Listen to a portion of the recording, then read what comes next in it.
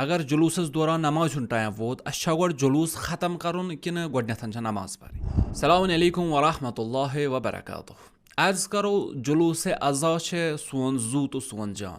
یتھ خٲطرٕ نہٕ اَسہِ نہ کُنہِ ساتہٕ کمپرومایز کوٚر تہٕ نہ ییٚمہِ پتھ کُنتھ کمپرومایز کرو. اگر چہِ یہِ سوال گژھِ ہا نہٕ سٲنِس ذہنس منٛز وۄتھُن ولے اَمہِ پتہٕ تہِ ووٚتھ سانٮ۪ن عزیٖزن ووت اَسہِ تامتھ.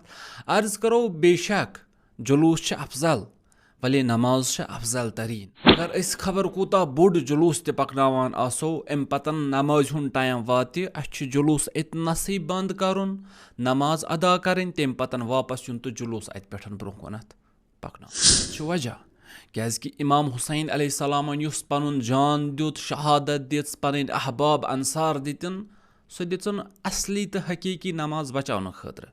وۄنۍ أسۍ یِہے نماز تراوو أمۍ سٕنٛدِ جلوٗس خٲطرٕ یہِ گژھِ ظُلم امام حُسین علیہ السلامس سۭتۍ. لہذا نماز چھےٚ افضل تریٖن گۄڈٕنٮ۪تھ نماز ادا کرٕنۍ تمہِ پتن اتھ افضل جلوٗسس منٛز شرکت کرٕنۍ.